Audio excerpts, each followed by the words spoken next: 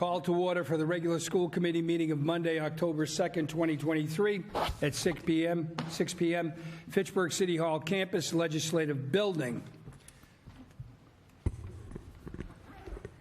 Executive session is not necessary at this time. School committee members and student reports. Oh, I'm sorry. Call to order and salute to the flag. Pledge allegiance to the flag of the United States of America and to the republic for which it stands, one nation, under God, indivisible, with liberty and justice for all. School committee chair report, nothing at this time. Resource committee. Resource and school building needs will be meeting in Lonjo Middle School tomorrow evening. Any questions, comments, concerns? Seeing none. School building needs. We're meeting tomorrow evening. Meeting tomorrow evening. Thank you. Policy committee. Mr. Horgan is not here at this time. Thank you, Mr. Chairman. If I may, I was acting chairman. All right, good. Thank you, sir. Policy meeting. We had our meeting on a couple of weeks ago. I don't remember the exact date we had the meeting, but issues that were discussed. Entrance age. We took in taking the attendance policy that from Mr. Brogdon at the high school. He was proposing a number of things, being the school entrance age policy, door security, and attendance policy at Fitchburg High School. So those are a number of things, and we do have this information right before us. And what we're going to be doing is bringing this back to, some parts of it needs to go back to our subcommittee so we can kind of flush out better. Because I know Ms. Reynolds had a few questions that was not answered. We allowed Mr. Brogdon more time to go back and get more information to bring back to her at that time. Thank you, Mr. Chairman. Any questions? Seeing none. Student Support Committee. Dr. Knight is not with us this evening. School Personnel Committee. I have nothing to report at this time. Or for Executive Committee as well. Student representatives, take it away. Good evening, fellow school committee members. It is so great to be with all you again today. Firstly, we'd like to touch on some events happening at Fitchburg High. We had a speaker, Karen St. Germain, an alum from Fitchburg High, class of 1983, come speak to our students about her experiences working at NASA. Along with this, we also had 183 senior students attend the NEAC College Fair field trip at Mount Wachusett with the help of our Gear Up services. National Gear Up Week was also last week, in which both seniors and juniors got to listen to a very well-presented speech by Mr. D, one of our Gear Up counselors, on self-love and how having self-love can benefit you in your career and life in general. Well, Memorial Middle School is also having a great start to its year so far.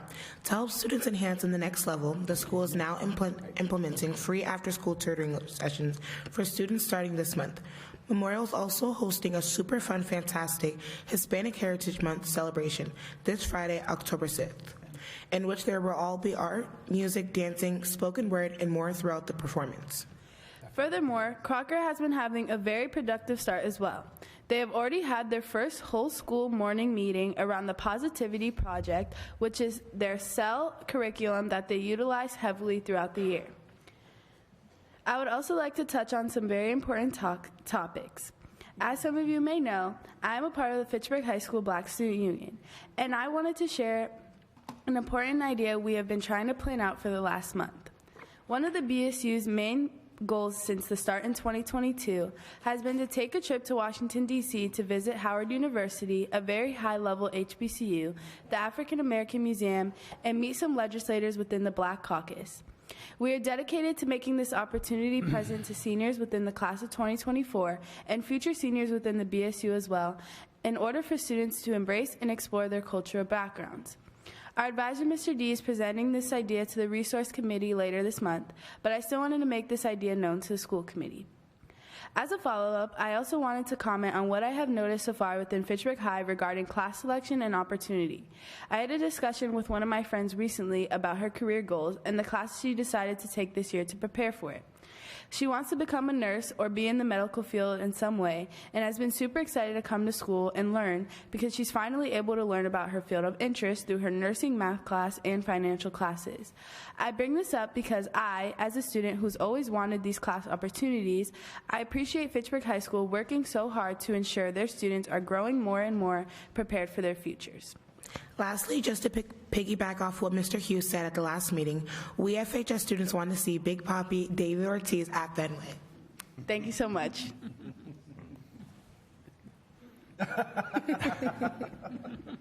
Any questions? Thank you. Very well done. Thank you so much. You're welcome. Okay.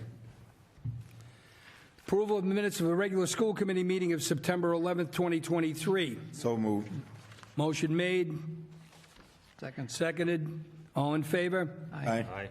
All opposed is unanimous. Thank you. Communications.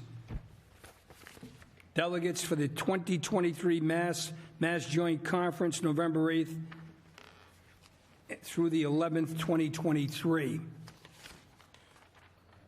Any nominations? I'd like to nominate Mr. Stevens as delegate for the 2023 MASC/MASS Joint Conference in November.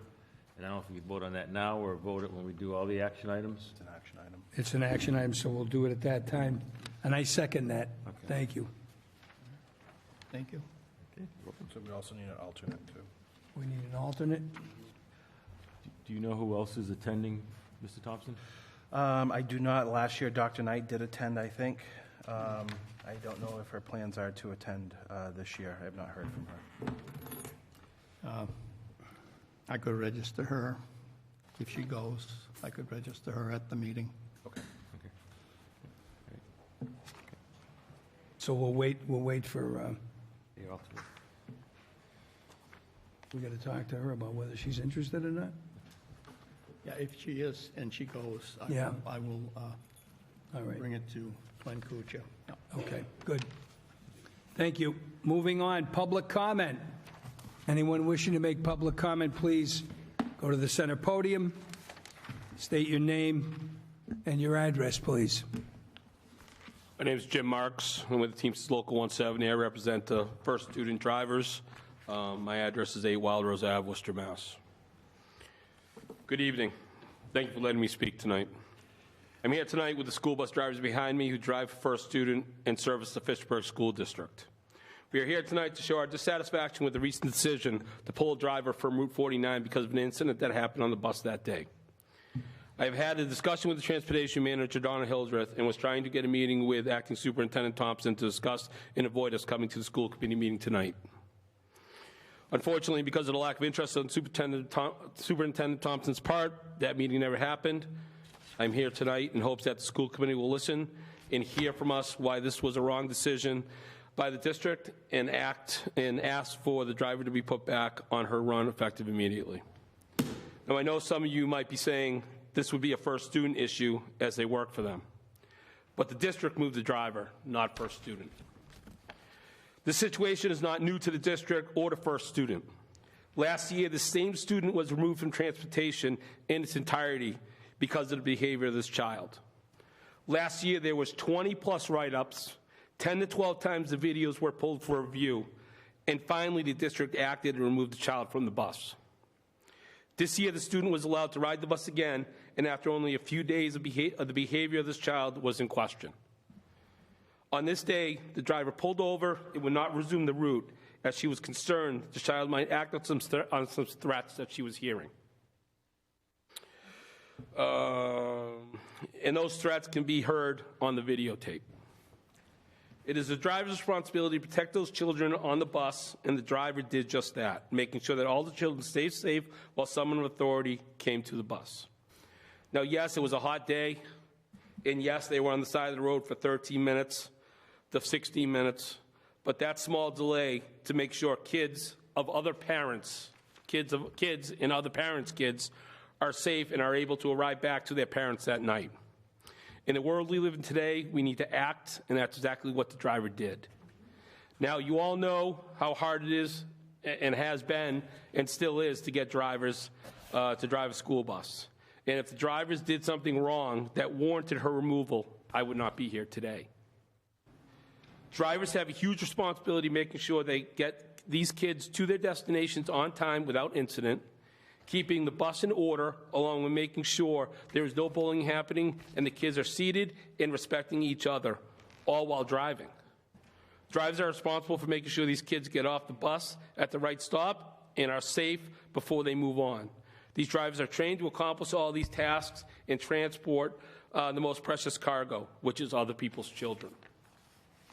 We believe that the decision to remove the driver was a wrong decision, and the district needs to act and fix the integrity of the transportation system within Fitchburg Public Schools.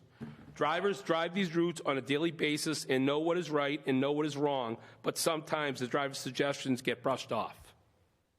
We ask that the driver get put back on Route 49 and the district evaluates how issues are addressed and the way we go about disciplining drivers whose only wrongdoing was keeping kids safe. I would welcome any discussions you would like to have regarding this matter or any meetings you would like to schedule to resolve this issue. I appreciate your attention on this matter. I would also ask the district to evaluate and look at the relationship that Transportation Manager Donna Hildreth has with this family, because our understanding, and it cannot be clarified, but our understanding is there is a relationship with this child, and that maybe has come to the reason for some of these decisions. So I ask the district to maybe take a harder look at that to see if there's some kind of relationship that could have affected a correct decision. And I ask that if you have any other questions or concerns, if we could have a meeting to discuss, but I respectfully ask that this driver gets put back by the district to Route 49. Thank you. You contend, sir, that the district determines the route and who drives the route? Can you demonstrate that in writing for me? Yeah, I can put that in writing for you. The district does schedule the routes, and the district does decide and has the final say if a driver gets removed for any reason at any time, if it warrants it, right? So we understand that if there's a reason for a driver to be removed, and it has happened, drivers have been removed before by the district. I think this is the first time that since 2018, I've been here, and there's been a few drivers removed from the district at that time. But look, in the end, this driver, this situation, if you watch the video, if you see the actions, if you look at the history, it clearly states and clearly shows that there was an issue and the driver did the right thing and protected the kids on the bus because she thought there was a threat. Thank you. Thank you. Mr. Chairman, might I add? Yes, Mr. Hughes. I've repeatedly said, and I'm frustrated right now, that I do not like to be blindsided with issues related to our community. I've said that to the last administration, and I'm saying that now. If we had a situation where a student and a bus driver was removed and a potential issue, then this committee should have known, we should have had documentation about this issue. And I'm really upset right now because this we should not be dealing with, right? If this was brought before us, then we should have had proper information so we can properly respond to their concerns. This gentleman is asking for her to be put back on a route which we know nothing about. I don't know anything about it. So I don't know if any other committee members know, but right now, this really doesn't sit well with me. He's asking us to put someone back, and we have no idea what you're talking about. Thank you, Mr. Chairman. Go ahead. And I would just like to address that. I apologize because I don't like to blind somebody either. I tried to go with the proper steps. I started with Donna Hildreth, having conversation with her. I asked her if we could have a meeting with the acting superintendent, Mr. Thompson, and have a discussion on the situation that led up to this and what brought us to where we are with the decision that was made today. After one conversation with Ms. Hildreth, radio silent. Mr. Thompson, in all fairness, I reached out to you 3 times on the phone to try to get you to call me back to have a conversation. I finally sent you an email where you responded, and obviously you thought it was a first student issue, but it is actually a district issue. So I tried to take the proper steps to go and make sure that people were informed, but unfortunately I didn't get that opportunity. Thank you. Thank you. Anyone else wishing to make public comment? Yes. I'm actually the driver of Bus 49.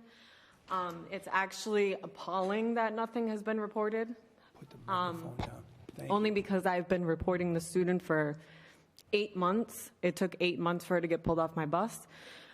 She has threatened to kill me and every child on that bus, including my own children. And the only reason why I was pulled over for 16 minutes is because it took 16 minutes for dispatch to send somebody to my bus. This child's from Crocker. I know this situation with the child very well because my kids go to Crocker, and every time I go there, there's 5, 6, 7 teachers chasing this child around the school. The only reason why I was pulled over for 16 minutes for Donna Hildreth to get on my bus, which she immediately got on my bus and told me to get in my seat and sit down, never had a conversation with me, and sat with this child and praised her the whole ride home. Now, all of you guys watch the news, you see children 6, 7, 8, 9, 10 years old bringing guns and knives to school and killing bus drivers and teachers, and it's okay for this kid to be put back on my bus and for me to be removed. That is unacceptable. Unacceptable. I pulled over to keep these kids safe. Not only my own children were on that bus for 16 minutes, so the fact that I'm getting a safety, I was unsafe when my own kids were pulled over at 100-degree weather as well, and I'm getting pulled. But I can do any other route but the one I've been doing for 2 years. I'm asking to be put back on my route. I'm asking that she either gets investigated or something, because not one person at First Student has a good thing to say about her, and everyone is terrified of her for whatever reason. And if I have to be the one to stand up to her, so be it, because I'm not scared of her. And that's all I have to say. Thank you. Anyone else?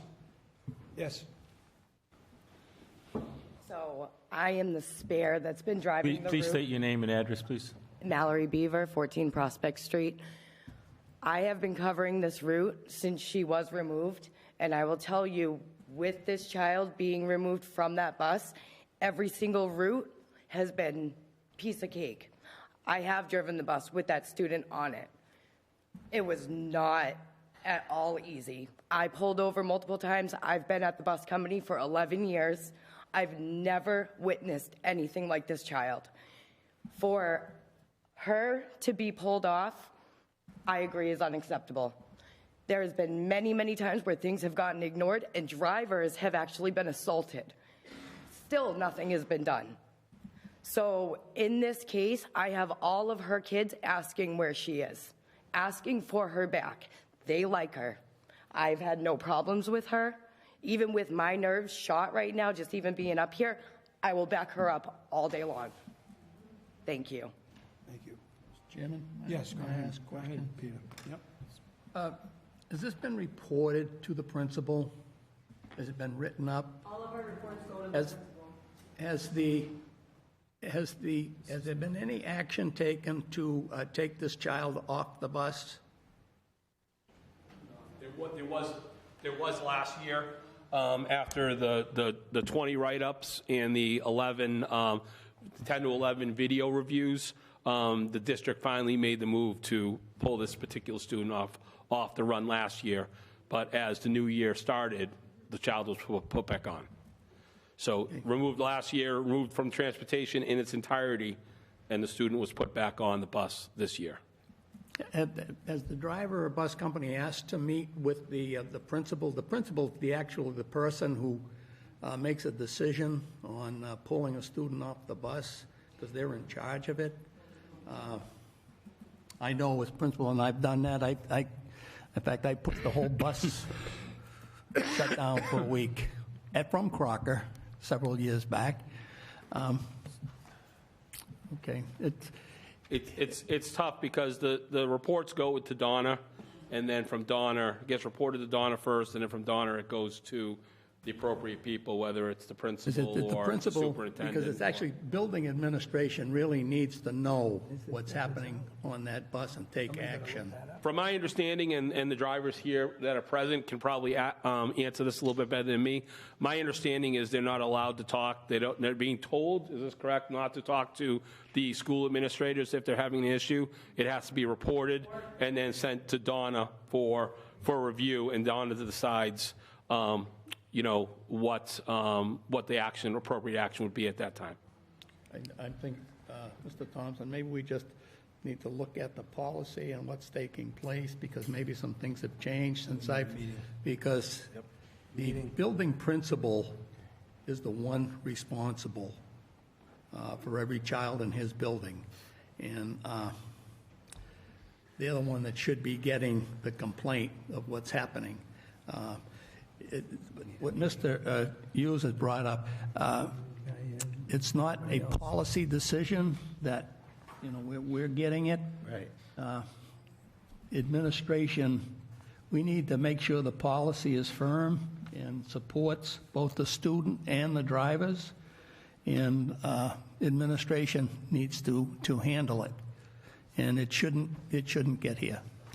And like I said, we tried not to get it here, right? Because this is the last place that we want to come to air, obviously, what everybody wants to call dirty laundry, right? It's not dirty laundry to these guys, because these guys are dealing with it on a daily basis. These drivers are feeling that they don't have the support that they need from the district to deal with certain situations, and they feel that the reports that are being written are being lost in the process. And maybe that is a policy adjustment or something to be looked at on how those issues get taken care of.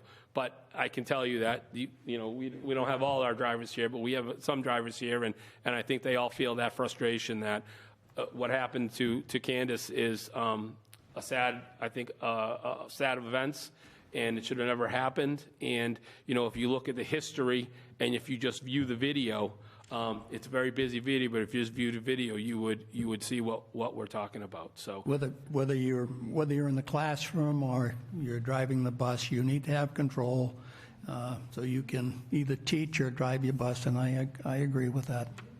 I've urged the superintendent to meet with you, and we will do that. excellent. Thank you for your time. I appreciate it. Yes, Ms. Reynolds. Just hearing this, obviously nothing previously, who removed the driver? Donna Hildred, the district transportation manager. She removed the driver from driving any Crocker routes. Is she receiving pay? She's not at this present moment, no. Well, She's not being paid? So the driver's not, because the driver's pregnant and because of the stress of what has happened, she has taken a leave of absence for her doctor to try to, calm her nerves and calm herself down, because obviously we don't want anything to happen with her pregnancy. But it's been a traumatic experience for the driver, and just the way the whole thing has been taken care of has been She was not tough. placed on unpaid leave. She was not placed on unpaid leave. Okay, Right. I won't She make wasn't sure. placed on unpaid leave. Yeah, we were trying to resolve the issues, and as we were trying to work through the issues and talk to Donna and talk to First Student, and I don't want to speak for First Student, but talking to the managers of First Student, they do agree, and they even pointed out some things on the video that when we were looking at it originally, we didn't see. So I don't think they're in disagreement with me. I don't want to bring First Student, obviously, into this mix.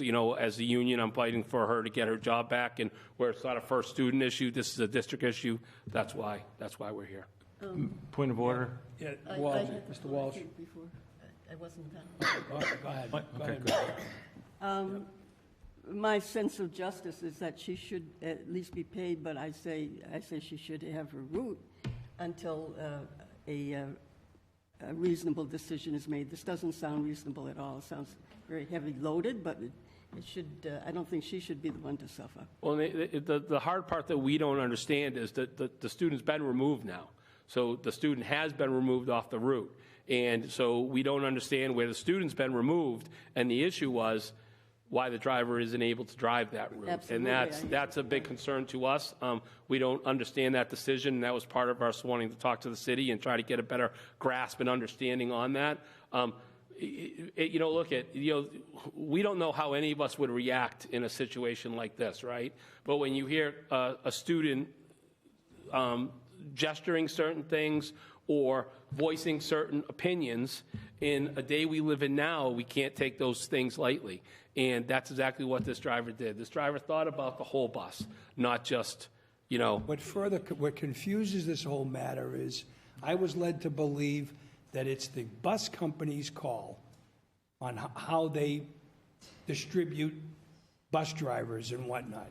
You're telling me it's the school district. So the school district routes the routes, sends the routes to first student. I need something that demonstrates that. Sure, we can do that. Okay. Absolutely, absolutely. And we're going to meet. We're going to meet and discuss this and get it worked out. Perfect, I But in appreciate the it. meantime, I think that she should be able to continue until something, why should she not continue? I agree, that's the district, the city of Fitchburg that has to address that with Donna Hildreth, because Donna Hildreth is the one that removed the driver. But there is sense and common sense, and the adult in the situation does have to take charge as best she can.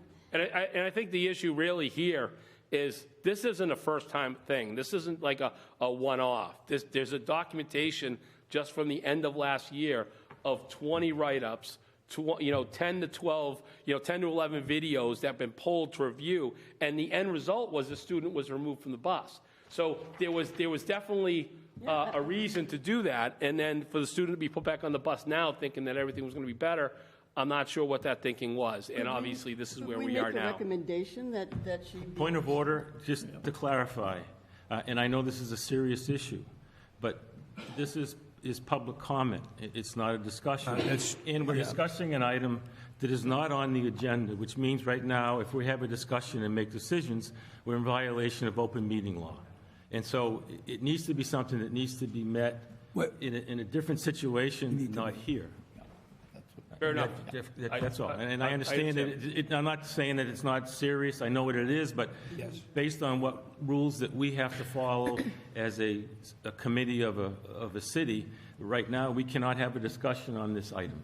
And I understand where you're coming from. I appreciate you giving us the opportunity to hear our concerns and our complaints, and I look forward to sitting down and having a meeting with both of you. Superintendent would like to make a statement. Thank you, Mr. Marks. So, two things. I did reach out to our attorney, and our attorney did advise us that because First Student does hire and fire bus drivers, that you should be talking to the regional manager at First Student. Yep. I also spoke to the regional manager at First Student, and he told me the same thing. So, and I have, so that's not... and I have not spoken with him since last week. Yep. So I don't know if something has changed between last week and now, but you have my word that I will follow up with the regional manager to speak with him and our attorney to investigate this again. Yeah, I appreciate it because, as a representative for them, I also have to look at our options, right? And I did follow protocol. So First Student is the first person I go to. Dawn is with the district. The revenue contract states that the district has the right to remove a driver if they feel that there's a need to, right? So Donna acted under that right to remove that driver. So under my contract with First Student, and obviously being the city and having a city committee and obviously superintendent and an order of policy to go through, I tried to follow that policy and have a meeting and have a discussion to say, Donna removed this for this reason. What can we do about it? Why was it done? But we never got that opportunity, so that's why we're here now. So I'm based off of the revenue contract, which gives the opportunity for the Fitchburg to do that. Thank you, Mr. Marks. I think my concern is, speaking with the company, I was led to the understanding that this was a mutual decision, so I can go back and I can review that with them. Oh, yeah, I wasn't told that. If that's the case, then I'll have to have a conversation again with First Student as well. Absolutely. Okay. Thank you. Thank you. Thank you. Anyone else wishing to make public comment? Mr. Mayor? Yes. I want to make a motion. Would this be the correct time to make a motion? Well, no, this was not. on the agenda. I gave some leeway to let us discuss this. Gathering But information. Mr. Walsh is correct. Public comment is not a time to go back and forth with No, pros and I'm cons. sorry. There is no vote on anything. I misled you. I mean, I didn't Okay. intend to mislead you, but it was not about this issue. It was just a motion, which I understand I could make. A That it motion, need to be on the- Agenda, eh? Yeah, no, I understood that I still can make a motion. It's not on the agenda. But it's, Make a we're in motion. public comment right now. Public comment This is... is why I asked, I Yeah. asked, it refers to the it's not public. the appropriate, No, place when, for- after this is over, perhaps? well, we can discuss it. Okay. Thank you. Are you ready for me? Oh, I'm sorry, go ahead. Okay. Hi, my name's Louise Savati. I live at 177 River Street in Fitchburg. Going back to Mr. Hughes, I'm wondering why the transportation itself, as a body that we provide transportation to students of Fitchburg, that why we don't have a seat on one of these committees where we could bring our agendas up, that we know what's going on, so no one is blindsided and know exactly what's going on. So just thought out there that I believe we should have a say on this committee. You should have a what? A say, like a representative from the transportation of the city of Fitchburg. This is an elected body. So, okay, so I guess I could just try to voice that to be part of the elected body. Interesting concept. So, okay. Thank you. Thank you. Yes. My name is Gina Sproles, 43 Willow Street in Fitchburg. I'm just here to speak about the cutoff for kindergarten. So that has nothing to do with them and the bus situation, but I just came to speak about the cutoff being August 18th, I think it is, or August 2nd or 1st, sorry. My son's birthday is August 18th, so he will have to repeat preschool next year, regardless if he's eligible or not to go forward to kindergarten. We've had other friends' kids affected by the date being August 1st instead of September 1st. So I feel as though it's hindering other students, not just my son, that if the law or whatever it's called, isn't changed back to September, like kids like my son who will be eligible and ready to go to kindergarten will have to repeat preschool regardless of recommendations from school officials and teachers and so forth. And I just personally don't think that's fair to keep back a child that's ready to learn and keep going when it's just a cutoff. I'm not sure why it was changed, but I will personally be affected, my son will, and I know other people that in the previous years have been affected by it because the policy for whatever reason was changed to August 1st. Who have you spoken to up to today? I've spoken to Superintendent Thompson. I've talked to when my son was at Crocker, I had spoken with a few people there, as well as McKay and South Street. Go ahead. Yeah, so before, back in 2019, it looks like the policy subcommittee made a change to the policy, pushing the date for school entrance back to August 1st.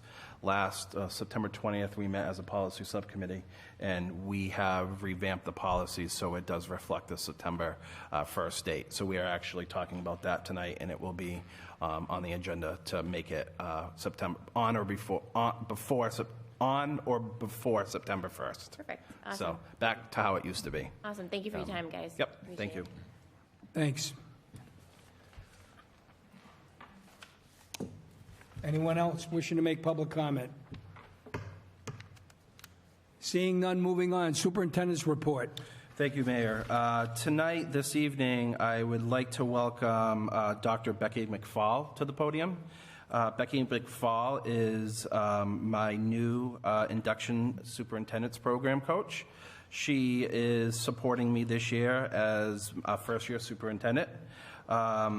As a coach for my program, she'll be sharing a little bit of information tonight about the program and her responsibilities as a coach. So, Dr. McFall. Thank you. Good evening. I want to thank you for the opportunity to come and introduce myself and explain what the new superintendent induction program is. And first and foremost, I'd like to express my thanks to the committee for supporting John in being a part of the school new superintendent induction program. There are about 30 new superintendents across the state, and the new superintendent induction program, which we call NSIP, is offered to every new superintendent. And each superintendent is then matched with a retired superintendent who serves as their coach for 3 years. The first year of the program is the most intensive, and I'll tell you a little bit more about that. This is the 14th cohort of the program. I myself went through the program, and I think I was in the 3rd or 4th cohort, and found it extremely valuable. A little bit about myself. I've worked in education for over 40 years at all different levels, both in California and in Massachusetts. In Massachusetts, I worked in the Wellesley Public Schools for 12 years, and I retired this past July after 11 years as the superintendent of the Lincoln Public Schools, which includes the schools on Hanscom Air Force Base. I've worked in both suburban and urban school districts. I've been a paraprofessional. I started at the age of 19 as a paraprofessional and worked my way up through various positions in districts, finally retiring as a superintendent. So as a coach in the NSIP program, my role is not to be evaluative. So I am not here to determine how well Mr. Thompson is doing as a superintendent. My role is to coach him.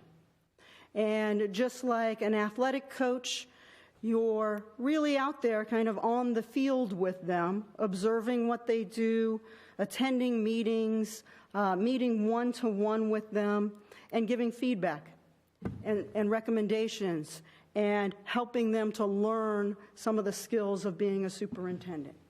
It's not an easy job. We all know that. You're in the public light all the time. There are always difficult decisions to be made.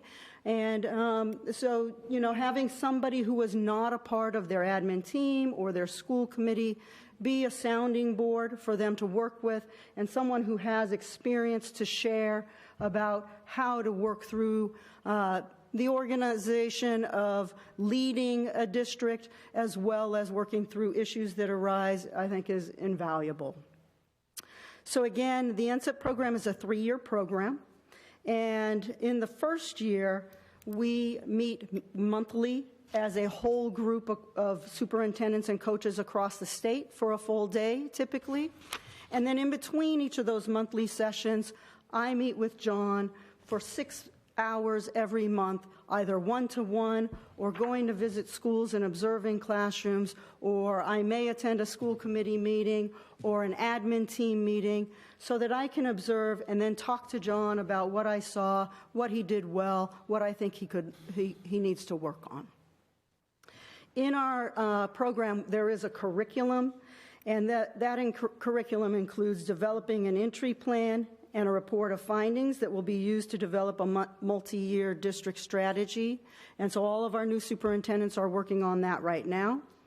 We work with them on identifying the district and leadership core values. They work with their team around principal and superintendent, their own evaluation process. And there are some goals of the NSIP program that come from the Department of Education. They highly recommend that in the first year, a superintendent uses very specific goals that the Department of Education has provided for them. And so the NSIP program also wants to make sure that the school committee understands that your superintendent will present their goals to you, and they will include the recommended goals that are put forth by the Department of Education. And those include, again, that effective entry and direction setting, maintaining momentum during a transition period, and going through the new superintendent induction program.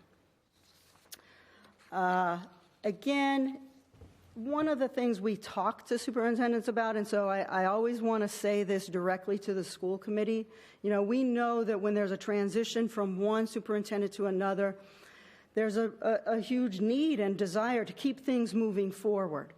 But we also want to make sure that everybody thinks about the saying of, you need to go slow to go fast. And one of the most important things, I would say 2 of the most important things that a superintendent does are they need to learn about their district. Now, Mr. Thompson is not new to the district, but he is new to this role.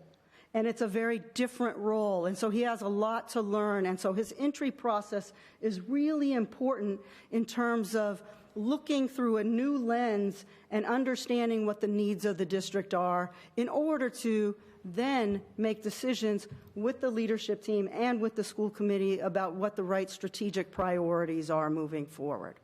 The second most important thing, and it's hard to say one is first and one is second, but is building relationships.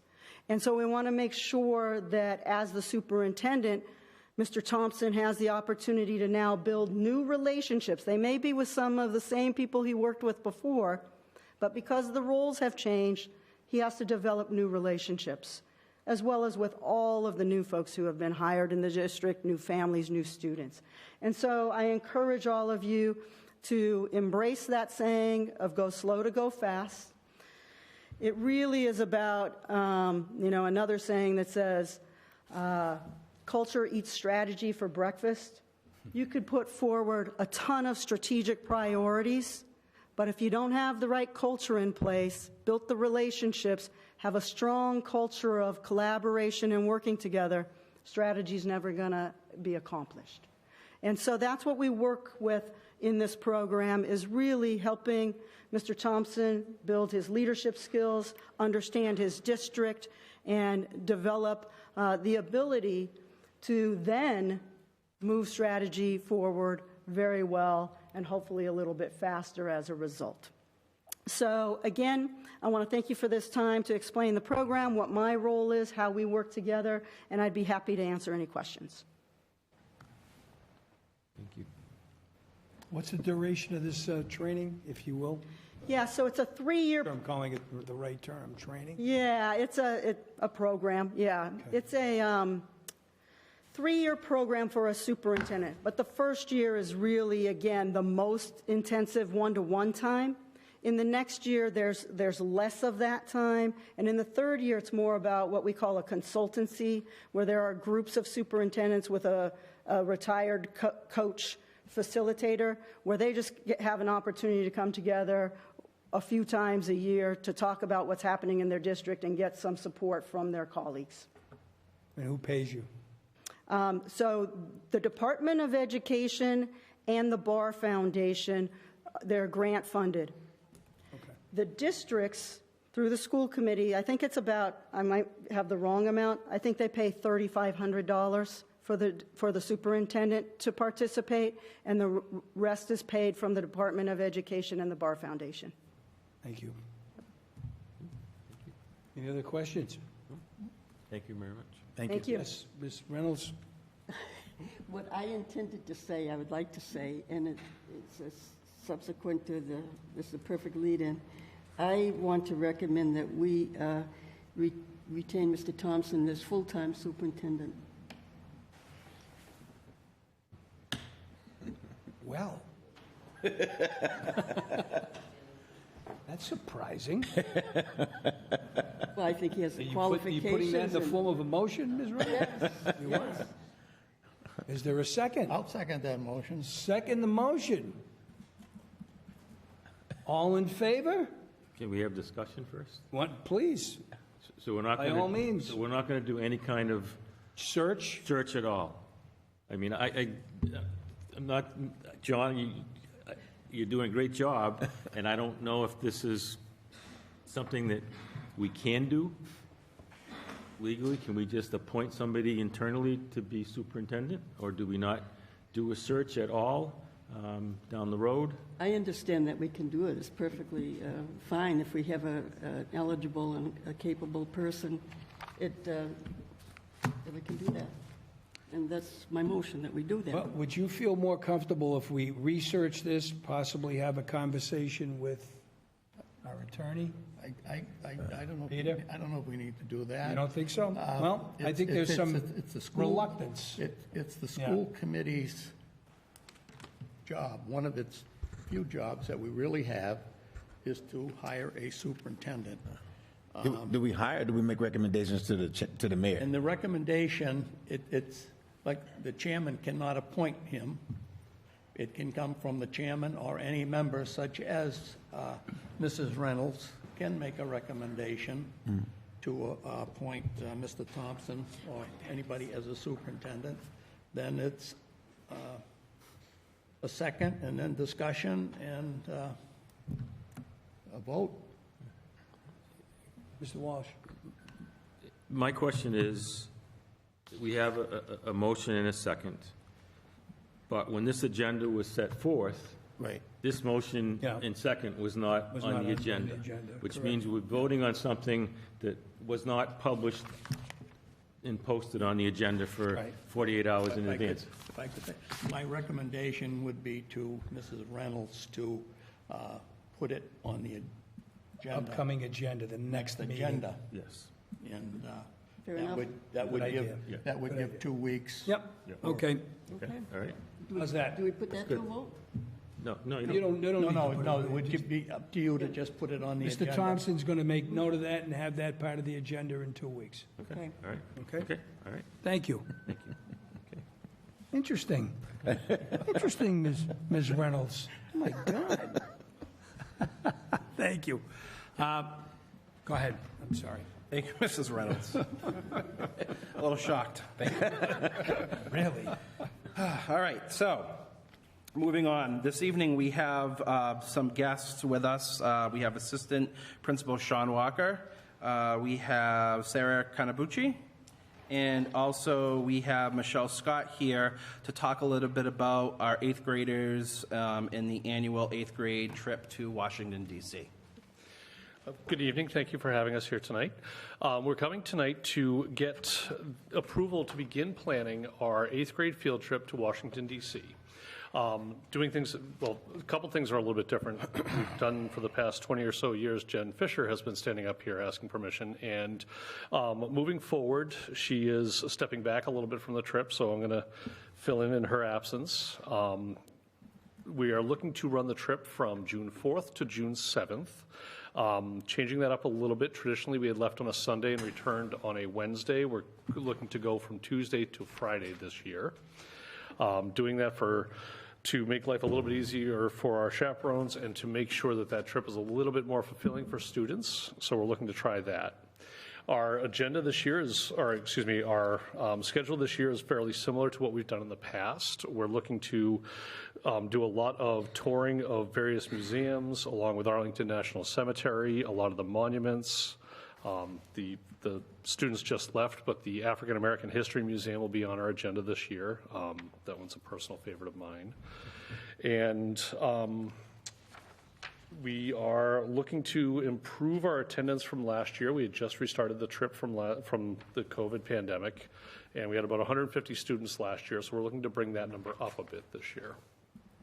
Are there any questions we can answer about that trip at this What do you time? usually get? 100, you've got 150 now? It's, last year we had 100, so in June when we went, we had about 150 students. That was a bit down. We've had almost 250 students some years, so that was probably, last year was on the lower side, and 250 students was way on the high side.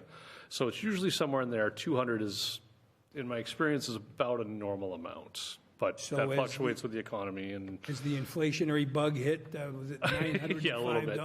Yeah. That's So I think last year there was that, and I think coming off of the pandemic, without a history of doing the trip year after year and restarting it after 2 years, I think we probably lost a little bit of momentum there. So people hadn't seen their classmates go the year before, and so. Do you keep any data that you know students that would go but cannot afford it? It's really hard to say because we do a lot of work to find students that want to go and financially may not be able to go and try to find ways to support them to do that.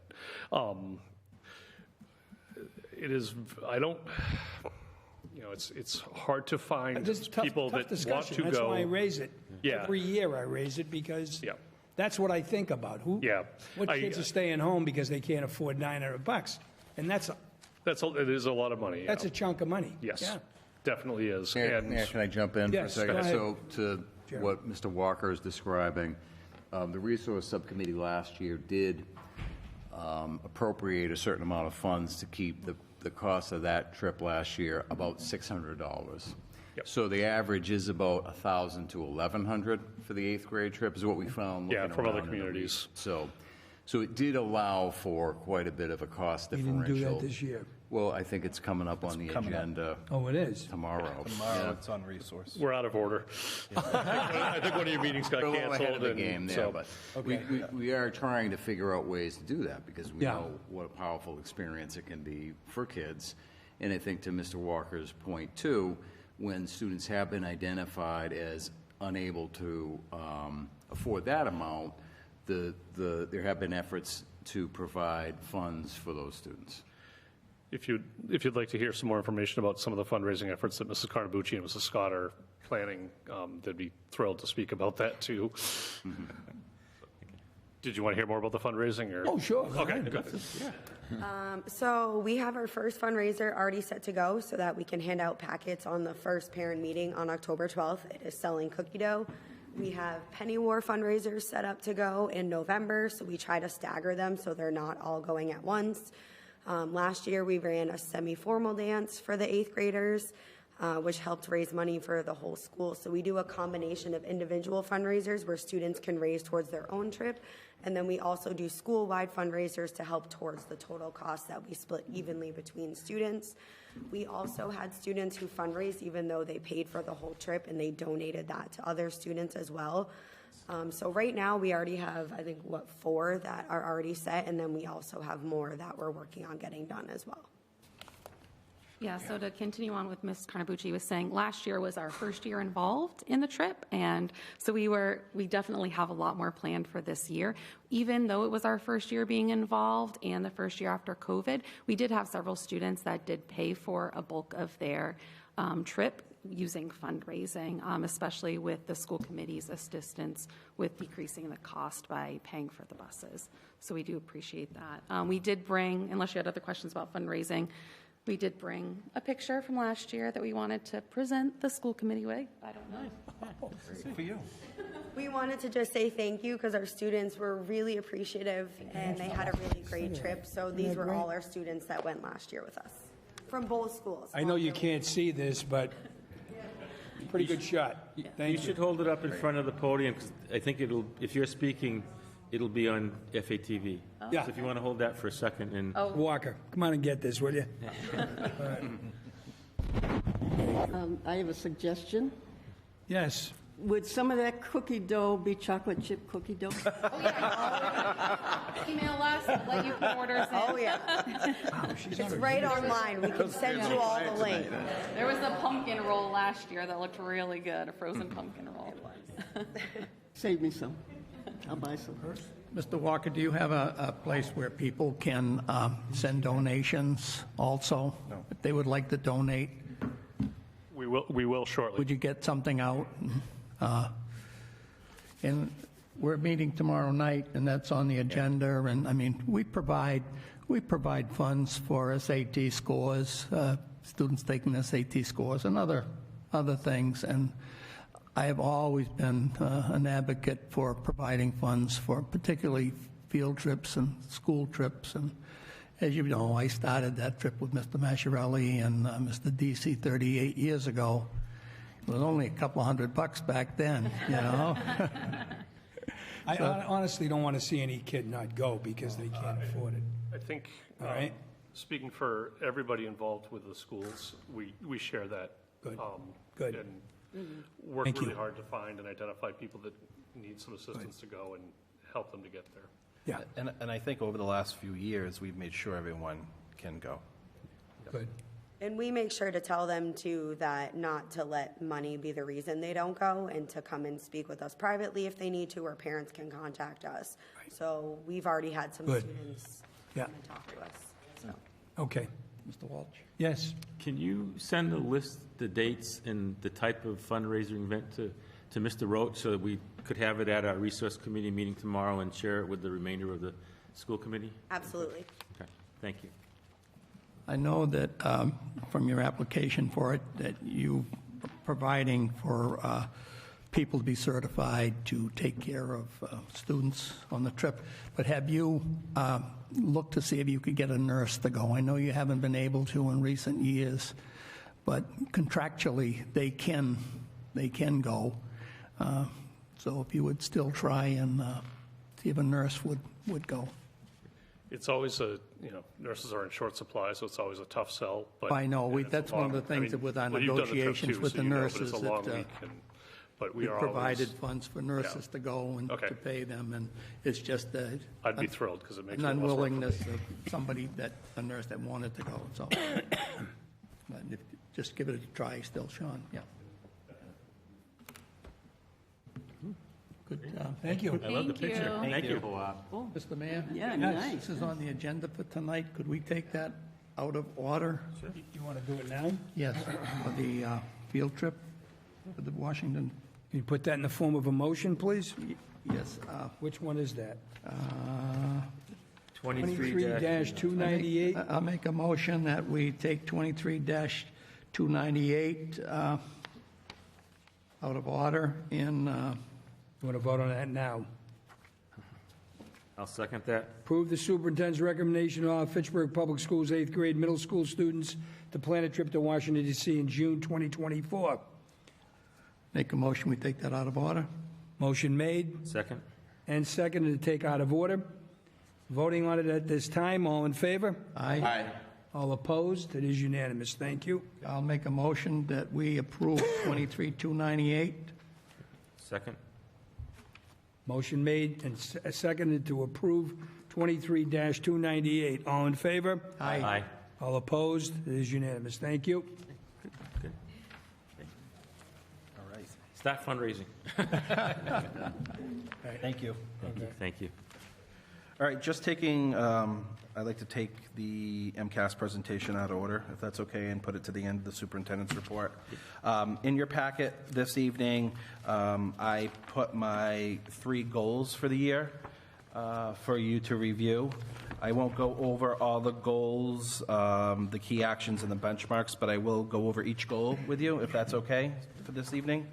Goal number 1 is effective entry and direction setting. So by late spring, the district will have broad recognition by key stakeholder groups about the district's most critical areas, and will have a widely understood process underway to identify the strategies and goals that will address those needs most effectively and the measures that will be used to assess progress. So that is goal number 1, and that information, the key actions and benchmarks are around my entry plan process that I went over with you at a previous school committee meeting. So that's goal number 1. Goal number 2 is maintaining momentum during the transition. To keep the district moving forward during the years in transition and leadership by working with principals and other district leaders to ensure that meaningful progress is made on critical district and school goals. So with that, key actions and benchmarks in summary talks a little bit about making sure that we are completing evaluations, the process is happening throughout the school year. And then last but not least, goal number 3, professional practice goal, is the new superintendent's induction program. Develop skills in strategy development, data analysis, and instructional leadership by actively engaging in the first year of the new superintendent's induction program. And underneath there, you'll have the key actions and benchmarks for this year. I listed all the remote and full session days that I will be participating in the new superintendent's induction program. Any questions on my goals? No. So it looks good, Jonathan. Thank you. All right, those are for you. If you have any questions, let me know. All right. And then before we get into the MCAS report, just a quick reminder that from September 15th to October 15th is National Hispanic Heritage Month. And we, Fitchburg Public Schools, in conjunction with the City of Fitchburg, in addition with New View Communities, will be hosting a Latino Heritage event on Saturday, October 14th, 2023, from 2 to 5 p.m. at Lowe Park, 174 Elm Street. The rain location for that date, we got to make sure we talk about that because we've had so much rain this year, will be at Senior Center Hall, so hopefully it will be nice so we can get outside. But during that event, we'll have live music, food trucks, free snacks, raffles, and entertainment, and other resources for the community. Thank you. Questions, concerns, comments? Okay. Seeing none, moving on. 1 second. Presentation? Yes, this is the presentation that we need to do now. Tom, did you want to see this photo of his? I'm all set. You're all set?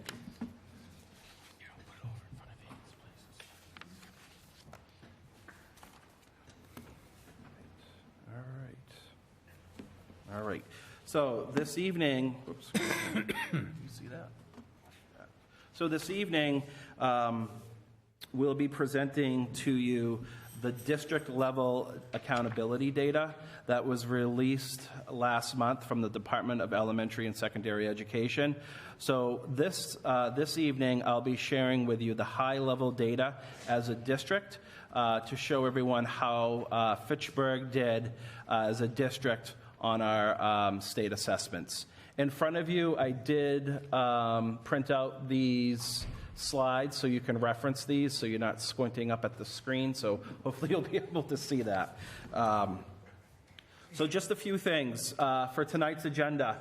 We'll be looking at district-level accountability data for K-8 schools. That's our elementary and middle schools in the district, and also our high school.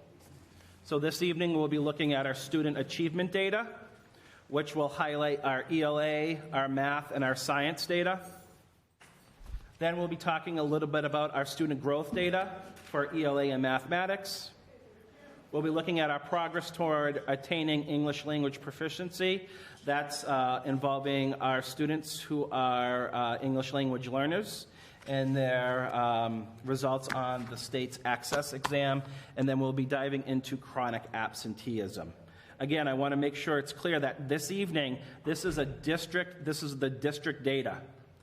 Coming up on October 16th, we'll be having Fitchburg High, Goodrich, Memorial, and Longview coming to present their specific school data in addition to their yearly school improvement plans. They'll be giving the updates.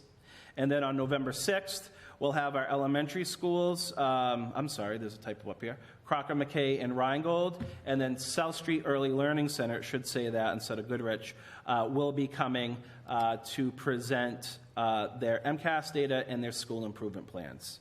So we'll be talking a little bit at a high level this evening, and then when the school principals come with their administration on October 16th and November 6th, they'll get into more detailed information, okay? Any questions on that before I move forward? Can we just take a moment to pause and clarify the achievement versus growth, since that is what we're going to be looking at ahead of our session? Absolutely. Yeah, so this evening, when you look at the two first data points, our achievement data is based on the targets that are set forth by the Department of Elementary and Secondary Education. So you'll be looking at our progress towards meeting those targets set out by the state. And then our growth is about how our students are doing, how our students are growing in ELA and mathematics. Okay. Any questions? So, just a quick review. We all know that we are bouncing back from COVID, and back in 2020, when COVID first happened, the Department of Elementary and Secondary Education put a stop to their formal accountability system. So this school year, we will be actually getting back to the accountability system that we were using back in 2019. So this year, our schools and our district has accountability percentiles that are based on 22 and 2023 data. And then this year, for the first time, we actually have targets set out for all our subgroups. So this is going back to the previous system in 2019. Any questions? All right. So just a quick clarifier, when we talk about our data, we're talking about scale of point assignments. So the Department of Elementary and Secondary Education uses a 4-point system, depending on how you are doing and the progress students are making towards targets and growth.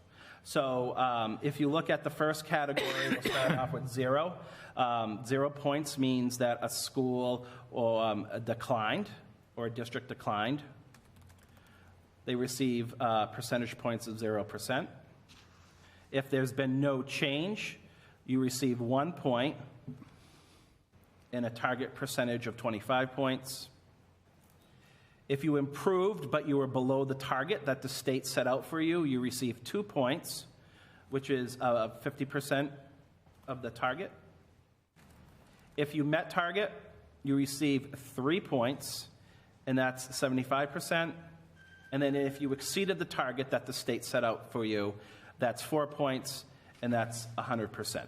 Okay? So that's the percentage points that the state uses when assigning points based on targets. Okay? Any questions on that? And you'll see that in a second tonight as we dive into the data. Linda.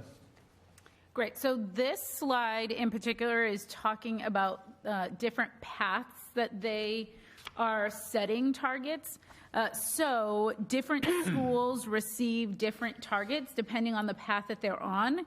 And in conjunction, also different content areas may also receive a different pathway depending on where the targets are at. So you will see in some of the data language that says recovery path. That means that that is a less rigorous target that they have implemented after 2019, with an awareness that there are schools who needed a less rigorous target after COVID in order to be able to move forward and kind of, set targets that were achievable. And so when you see a school that is slated to having path forward or a content area, that means that their targets are now set back to the original targets that we originally had prior to 2019. So just to clarify, you will see data that has both of those targets on there. Okay, and this particular slide really talks about how schools are categorized. One of the really great things about the way that data is now being presented and the way that the new reporting system classifies schools is under classification of need of support, right? So in this way, when we are classifying schools, we are explicitly talking about the type of support that they are going to be receiving. So now the state actually assigns a categorization so that you are aware of the type of support that they're going to be receiving from the state and from the district, right? So you see the classifications on here from meeting or exceeding targets, substantial progress, moderate progress, limited or no progress towards target. If you are in that kind of area where you're a limited or no progress, you will then receive one of the two following categorizations, either a focused target support, which means that the school needs to really, or the district really needs to leverage supports for that school, or a broad comprehensive support, which is a collaboration of districts and state really supporting those schools. And sorry, I should say the focused targeted support group also receives assistance and support from our state as well.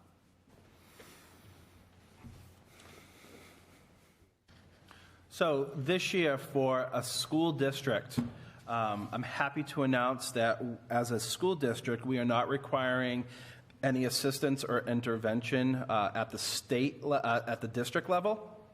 We do have some schools that are still requiring assistance that I'll talk about later on, but as a district, we are not requiring that state level of assistance. We did make substantial progress towards our targets at 51%. Okay?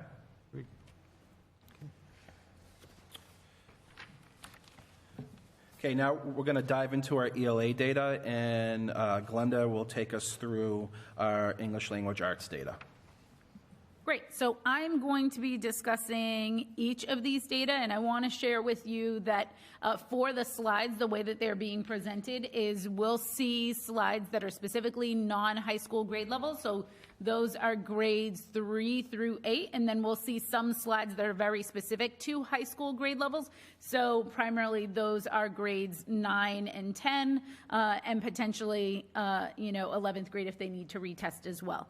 All right, so right now what we are seeing in this particular presentation is that you'll see what I had talked about as far as recovery path. So overall in our district, our ELA is on a recovery path, right? Which means that the target is set so that we can be able to recover from the time of COVID. I do want to share that one of the things that you'll see is that Our lowest performing subgroup did improve, but you'll see that a lot of our subgroups did decline. I do want to acknowledge that, one thing that we, John and I really feel strongly about is really owning our data and acknowledging that this is an area of growth for us, right? So we're not going to shy away from the fact that this is data that we really want to focus on and, think about. That being said, there is a presentation that I'm going to share with you that the state has shared with us about different trends that can happen as a result of implementation. We are a district that has been implementing new curricula, specifically in ELA, and I think that that is part of a narrative. It's not all of it, but it is definitely something that we should be aware of. And so, I think it's important for us to be aware that this is an area that we are certainly focused on achievement and our professional development within our district.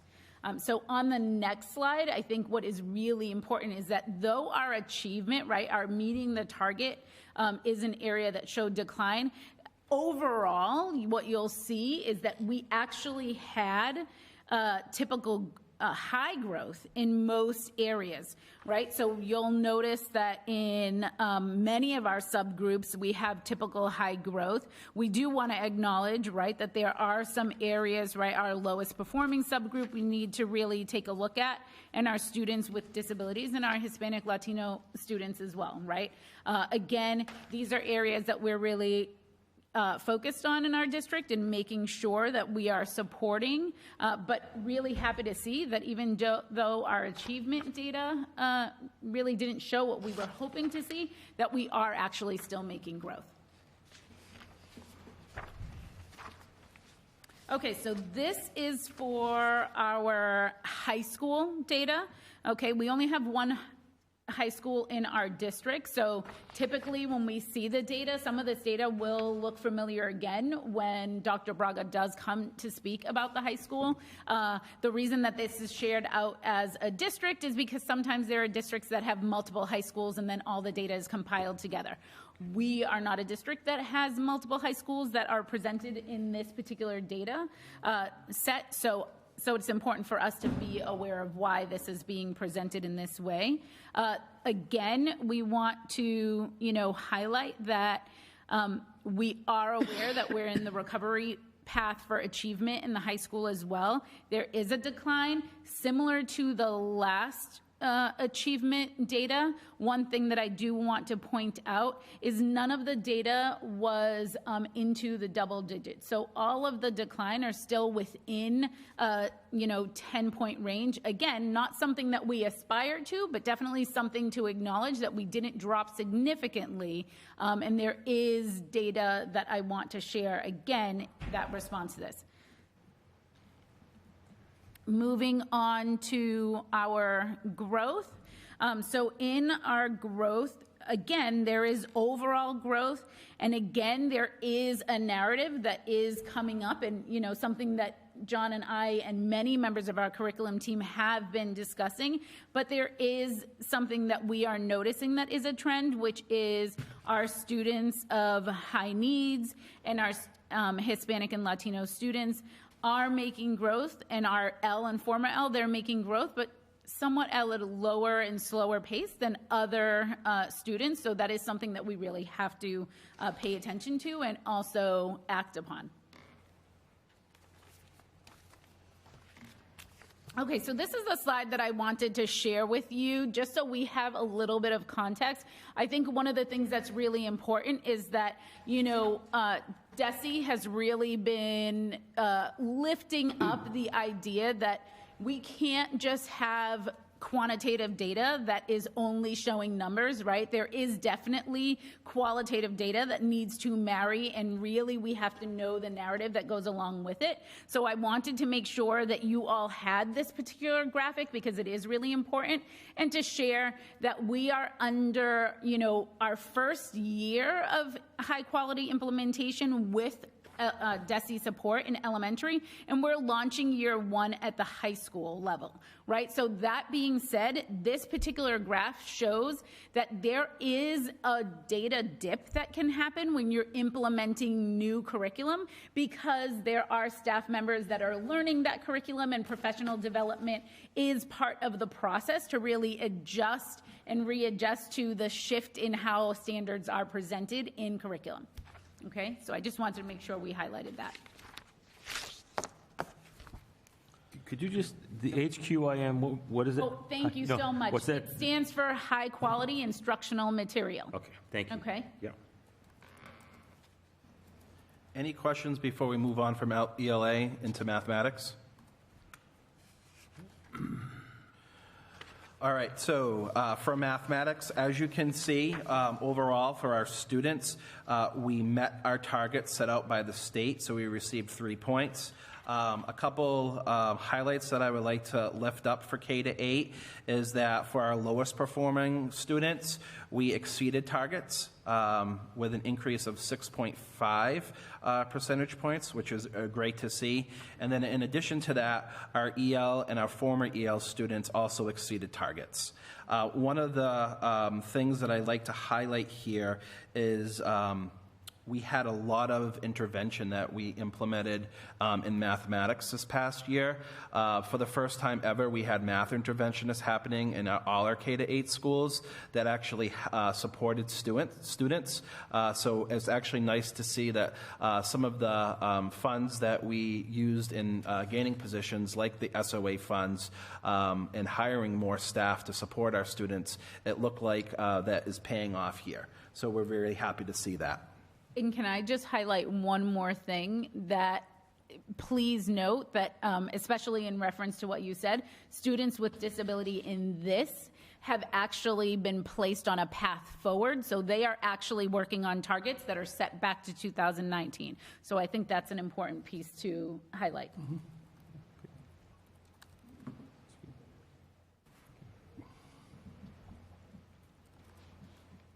Oh, we're missing a slide.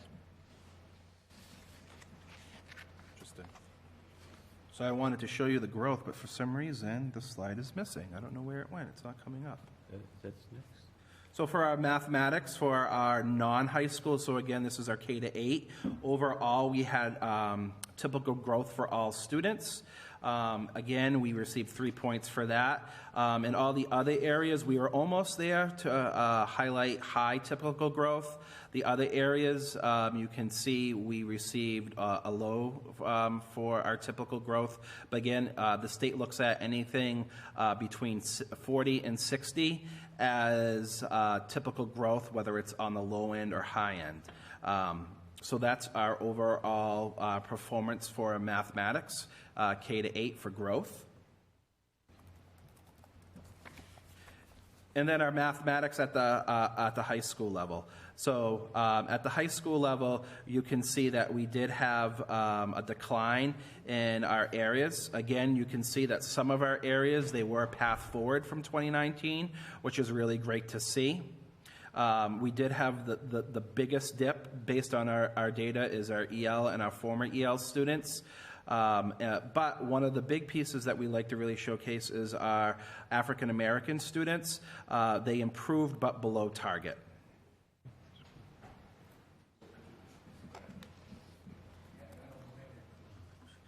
And then overall for our growth at the high school level was at the low level this past year. So you can see that our growth percentiles hovered anywhere between 28.3 as the lowest to 42.8 as the highest. So as you can see here, we had low growth in mathematics in almost all our subgroups last year at the high school level.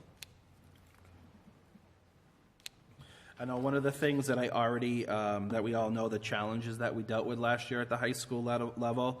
This year, we're already seeing a lot of improvement around our systems and our structures, and really a great focus on instruction happening. One of the big pieces, we know that leadership is key in communication, and those things are now happening at the high school level. So we are very confident that our scores will bounce back next year at the high school level. Any questions on our math data?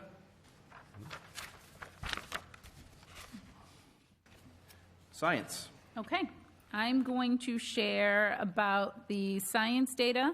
I'm going to start with non-high school, and for those of you that aren't aware, science is assessed in grade 5 and grade 8 in the non-high school grade levels.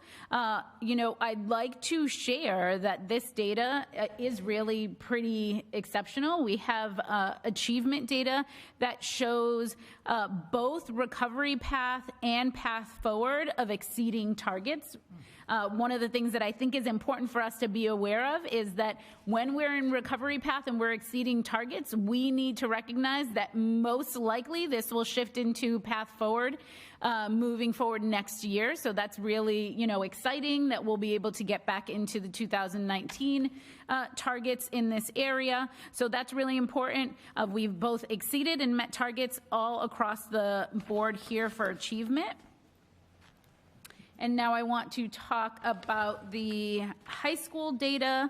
Again, we are in the recovery path for this. And again, we see some decline.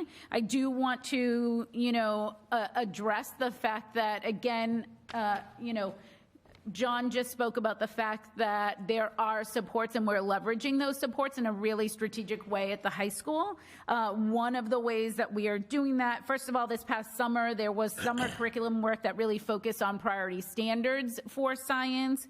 In addition, really thinking about the leadership and how Dr. Braga and the leadership team there really leverage their skills to be able to address the needs of the school. So this year, Dr. Reintool, who has experience leading the science department in previous roles and was a dean of curriculum and instruction for science in Lawrence Public Schools, is now overseeing and supporting the department at the high school for science. So again, I really appreciate how that support is being leveraged. And also the high school has a science instructional coach, Shelly Romero, that we also, want to make sure that we acknowledge. And again, this is an area of growth and focus for us, but there are some other resources that we're leveraging. For instance, this year, the curriculum department has leveraged an MCAS bio support program in order to make sure to strengthen that, area. And so the other thing that I think is really important to be aware of is the state doesn't actually have an assigned high quality curriculum yet for science. However, they have made a recommendation that Open SciEd is, moving toward that space for high quality resource. And so the thing that I really want to make sure that everybody here knows is that we're in year 3 for biology implementation. However, they've been rolling out unit by unit, and then each year they come out with revisions to that unit. So again, it's not a full curriculum rollout, right? It's a slow implementation, and I think it's really important for us to acknowledge that that implementation is taking time, and so we are taking the time to professionally develop our teachers with that implementation. So another thing to just be aware of is that DESE is going to be sending guidance to address any places where Open SciEd might not address particular standards within our own state. So that's going to be coming out later on this year. And then the other thing that I think is really positive is that the middle school Open SciEd curriculum has actually been fully rolled out. And so what's really exciting is we're seeing our data for middle school. We're seeing a lot of traction and a lot of movement working forward with the Open SciEd curriculum. As a result, I think it's really important for us to understand and know that our rising students are going to have that foundation built when they move into high school. So really exciting for the impact that this is going to make in future years at the high school. Now, I want to kind of lift that up again. I think that's really something that we need to highlight, because in our middle schools, we've been doing this curriculum as one of the first adopters for the Open SIAD. And as you can see, I think that shows that we are making improvements, which is great to see. So we're looking forward to that moving up to the high school and seeing the gains happening there. Yes. Just have a comment on this. I recall the young woman, many of you know her name, I don't know her name, that had attained such heights in science. And has she been effective, or has she kept touch with our schools? Do you recall the person that I'm speaking of? You seem to know well. Sarah Sweeney? Sweeney? Yeah. Yes. Yeah, Yep. she has. She has? Yes. Yes. I just wondered if a personal touch like that from a local person would, what kind of a rollout effect would she have, you know? Absolutely. Inspiring them. Even brought in Karen St. Germain from the class of '83, who's heading up, she was NASA. Oh, yes, yes. That's what I meant, isn't it? Yeah. And she's from an old Fitchburg family, St. Yeah, Germain that's what I family meant, that ran, yeah, and she was. So keep in touch. I would recommend that, local touch, you know. and- She was just here this past Friday at the high school. Really? Yeah. Oh, I'd love to see that. That's good. She presented on meteorology and earth science, right? Correct? Yep, and just her working with NASA. Nice. All right, moving on to our language proficiency data.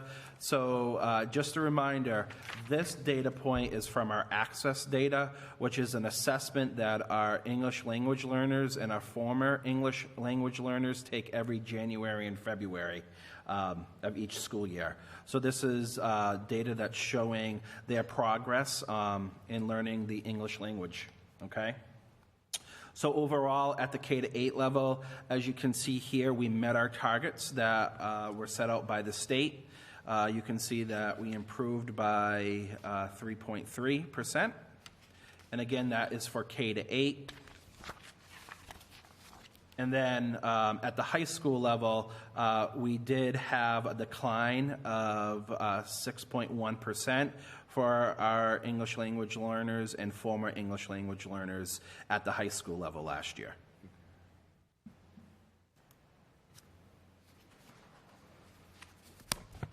And then chronic absenteeism, which we're happy to report on. Yes, so I'm going to share first on the chronic absenteeism targets for non-high school. Okay.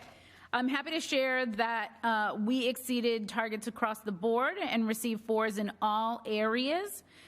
So really excited to see that, seeing the students come back after COVID. This was an area of concern for many, and so we're really excited to see that, you know, we are really turning the corner and moving forward.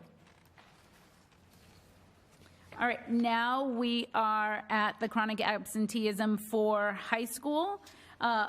Again, we exceeded targets. We want to highlight and again really advocate and share and acknowledge that our L and former L also improved their targets, but they did improve below target. And so I think that's really important to share.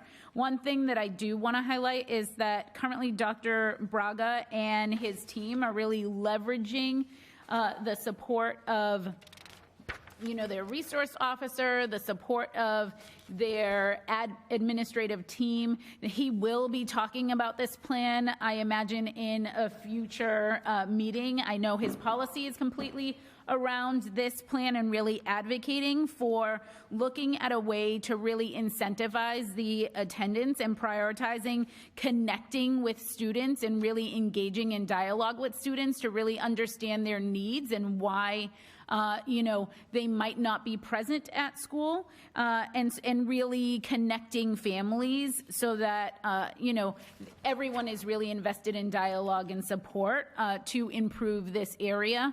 The team is working to have attendance meetings and really have face-to-face dialogue with students to, get them engaged in school, get them excited with school. So this is a conversation that is already happening and is at the forefront of Dr. Braga's mind. All right, we're almost there. I appreciate your patience. I know this is a lot to take in. So in summary, I wanted to share with you kind of where the state is at. So in summary, for the 2023 ELA and math data, it indicates that as a state, the achievement slide from 2019, again, the pandemic, before the pandemic, has halted and recovery is underway. Science results remain relatively unchanged, although slight decreases in achievement. Grade 3 results signal a need to remain cautious about incoming testing grades, especially our pre-K and K during the pandemic. They're getting up there to be 3rd and 4th graders, and a lot of these students we know learned how to read on a computer.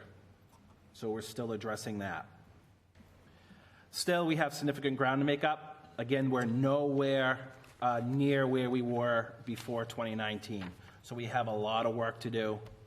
And last but not least, our state results mask varying district results. And then just kind of a quick summary. Again, we can see that our data at the K-8 level, we did see improvements in mathematics and science. Our growth in ELA and math, we met targets. Our progress at the K-8 level for our English language learners, we met targets. Again, we talked a little bit about the ELA achievement data for K-8 regarding the implementation dip where we're seeing happening because of our new program. We know that we need to do a better job, especially at the high school level. We talked about the challenges that we had at the high school level last year. We are confident that we will see improvements. We are already seeing improvements at the high school level. And we're happy to, we're really encouraged in what we're seeing as a district right now. So the big piece that you'll see here is our accountability information.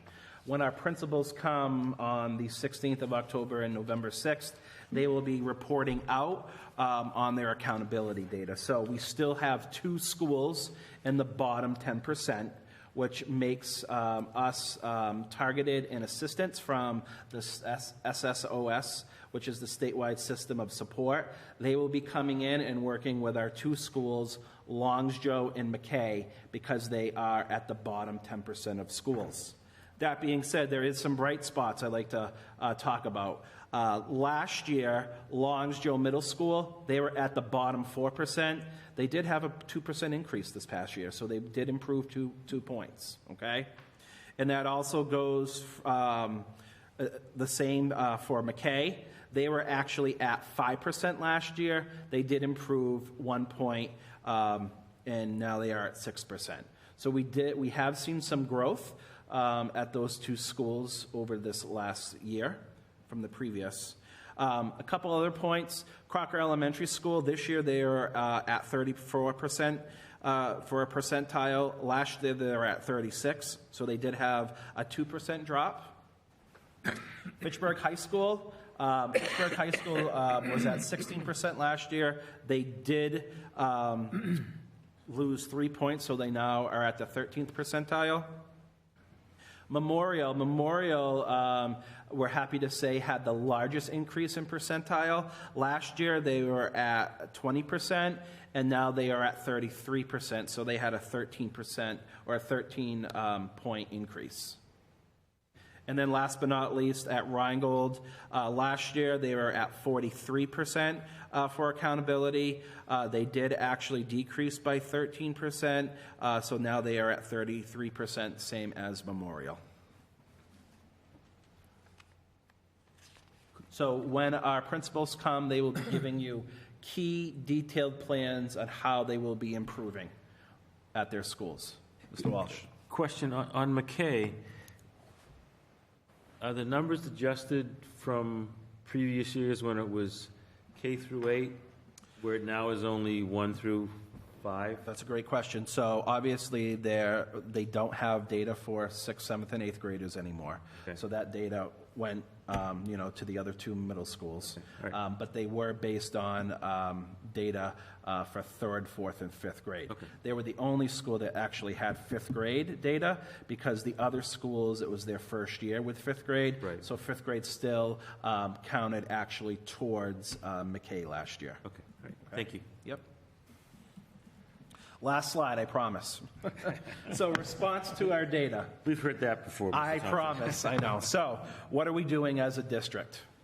So as a district, we're aligning our district and school-based systems and structures to our district prioritization and our district commitments.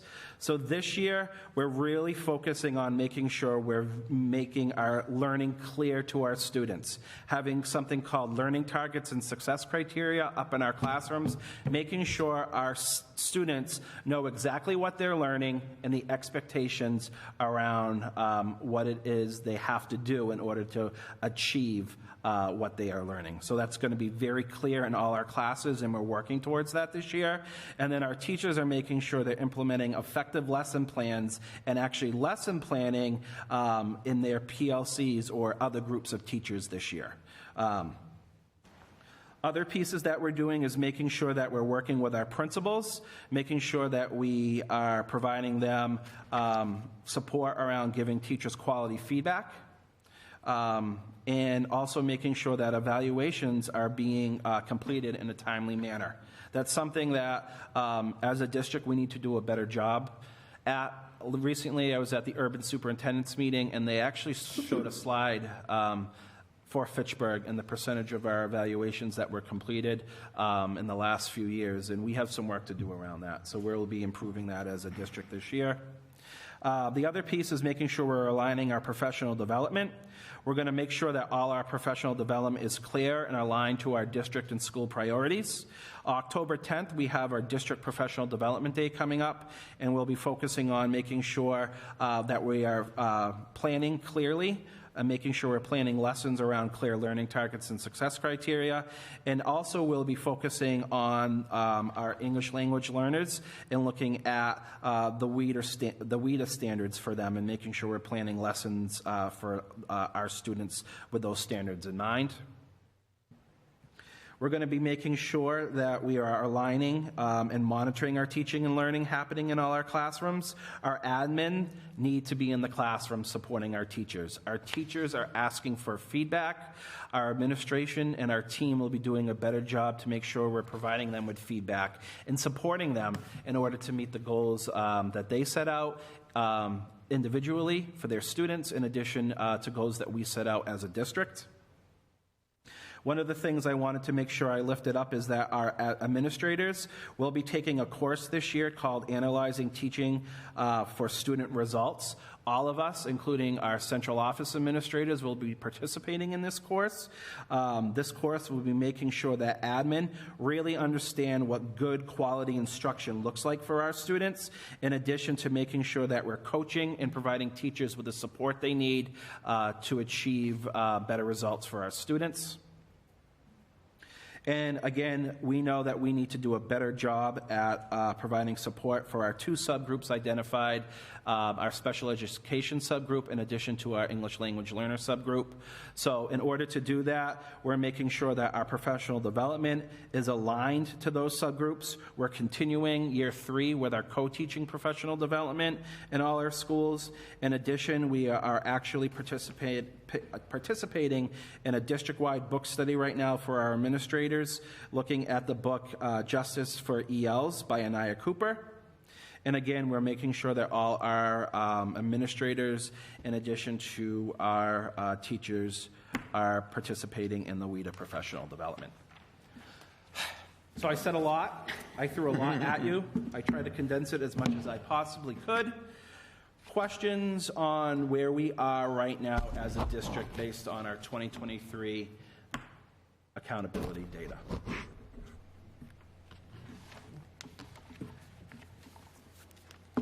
Looking forward to the MCAS. That's good. Good progress. All set? All right. We're on the last stretch here.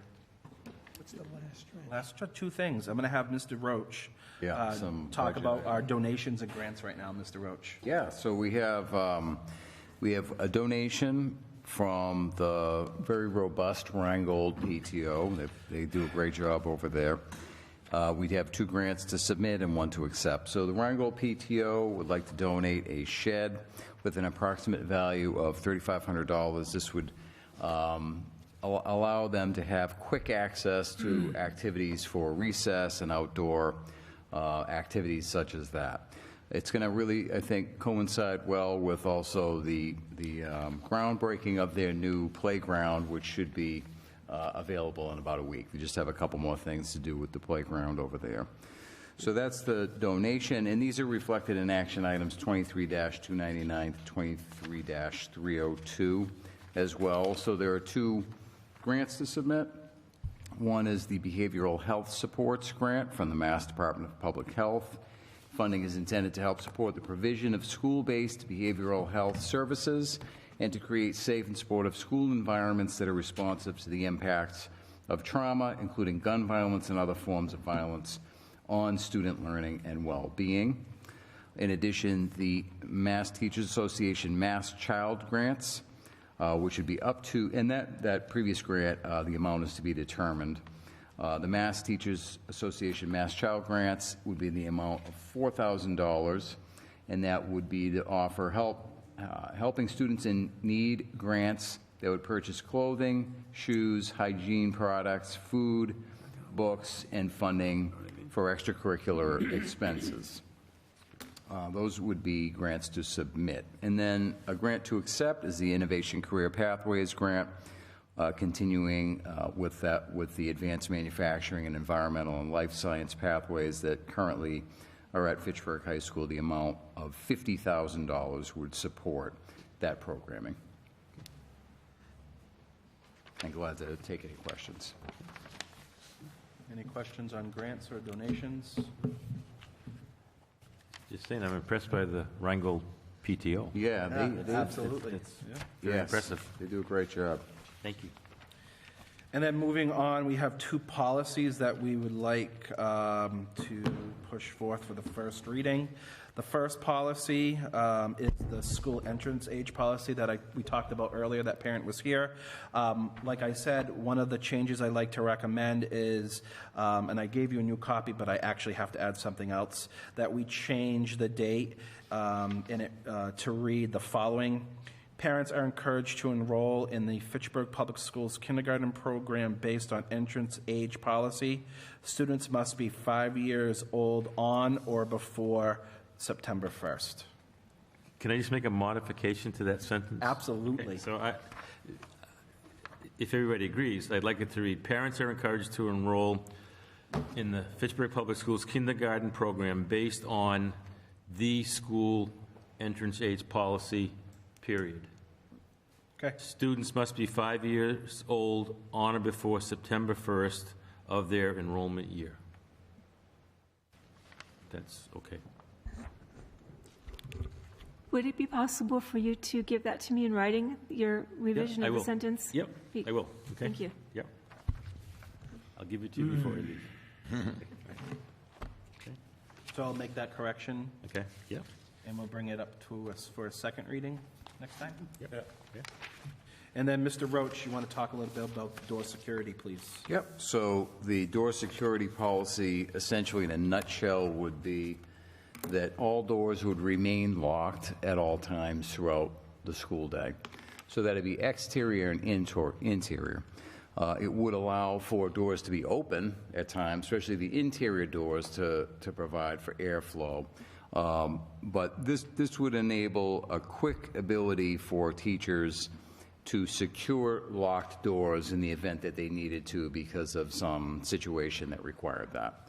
Currently, there are many doors in our district where a teacher would have to go into the hallway, take out their key, lock the door from the outside in the corridor, which just takes a lot of time. And if it's a very stressful situation, that could be something that would be very difficult to do, especially if someone's nerves are heightened and they're frightened. So this policy is pretty typical in many districts, and again, it would just require that the door remain locked. Again, teacher can keep it open, allows for airflow, a little bit of interaction potentially, but if they get the call, you need to lock down, or we have a situation that's happening, they just shut the door and it's already locked instead of having to go out and fiddle around with any kind of locking mechanisms. We do have some projects in the works that will change over the interior locking mechanisms at several schools. But in the meantime, I think the safety task force really strongly recommended this type of measure to make it consistent across the district. Have we, Jeremy, have we taken a look at some kind of an alert system at the office of each building that says this door is ajar? Yes. So currently, we're in the statement of qualifications process for a designer for a surveillance system. Good. We got 5, which is great. I'll be asking a school committee member or 2 to sit in as we rate those. One of the hallmarks of that plan that we've made very clear is we want door alarms on our exterior doors. We have over 265 exterior door sets in the district, well over 1,000 interior doors if you add them all up. So this would allow for an exterior door is pinned open or it just didn't lock properly or whatever. However many people the school decides to say, yeah, you're the one who's going to get the notification on your phone and an app system typically, they're going to get it right away. Door 32 is open and immediately be able to respond to that. Good. Yeah. Good. I have a That's a question. Yes. 2 questions. I recall that there was a terrible scene where an alarm was pulled or something and people were shot as they were exiting the school. So that wasn't an entry shooter. Have you discussed that scenario at all? That you don't need to answer if you like, but it's a... Right. I mean, there's situations that have happened in some of these horrific school shootings that individuals have put a great deal of plan and thought into. The Safety Task Force meets monthly. It tries to address tabletop exercises, situations. You know, what do you do if? Well, yeah, that might be a scenario to talk about, though. I recall that. I think our focus as a district is first and foremost. Yeah, and hardening of the doors and all that is very important. But that culture, which I feel very confident our schools have, of welcoming, comfortable kind of feeling between and rapport and relationships between the staff and the students and families is number 1. That's the absolute, all the safety research out there suggests you can have the best locking systems and cameras and panic buttons and, signals in your hallways that, if there's a loud sound, it's going to trigger a lockdown. If you don't have a culture where the kids and the staff feel, and the student and the families, feel comfortable approaching teachers, feel comfortable approaching guidance counselors, administrators, deans, whatever we have, then that stuff isn't that helpful. Right. I had one other scenario as well, because I went through one of these recently, and when you're on the first floor, it's all windows on one side. Yeah. And any thought given to what to do about windows? Yeah, I think we just put some window film in a situation that was very exposed at McKay. It's an 8mm 3M window film, shatter resistant. That helps that it was a very exposed area. Yeah, because the children were asked to hide. Yep. But there's no way to hide with all the windows, certainly. I think there's a project at Longjo to address the interior doors. They have 2x2 panes in their classroom doors, which is typically, it's about a 6-inch wide by about a foot long with a mesh in it. These are just panes of glass. So we're getting those swapped out as well, because we are looking at those scenarios where, you want to minimize even just accidents. Someone bumps into a window like that, they could get hurt. But no, you may bring up a great point. In those types of topics, I know some of the folks who were here earlier attend the Safety Task Force. I invite everybody. It's October 18th is the next one, most likely at the Memorial Library. So yep, that's a great example.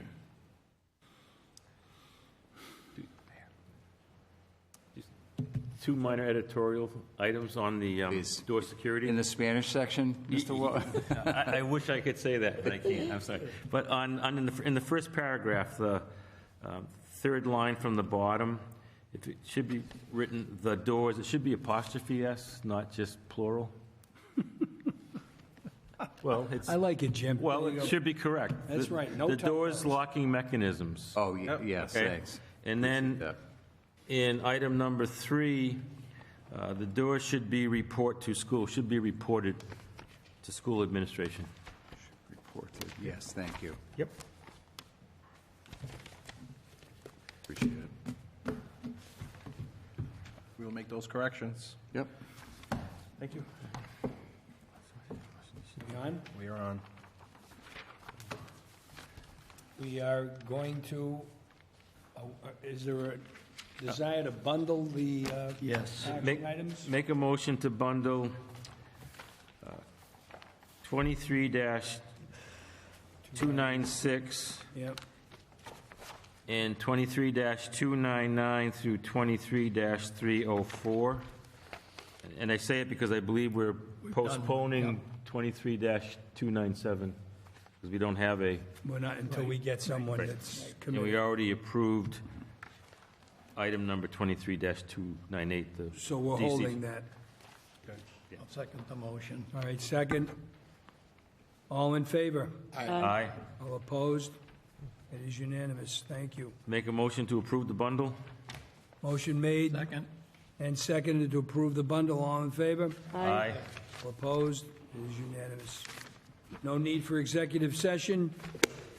Motion to adjourn. Mr. Chairman? Yes. And I'd say, just wanted to ask everybody to keep the Maynard family in prayer. A former colleague of ours for many, many years, Richard Maynard, passed away. Yeah. So Margaret, his sister, was a longtime teacher in Fitchburg as well. Yeah. Keep the family in Thank you. prayer. Mr. Stevens and I were at the wake tonight when attended in Leominster. Okay. Motion to adjourn? Second? Motion? Motion made. Seconded. All in favor? Aye.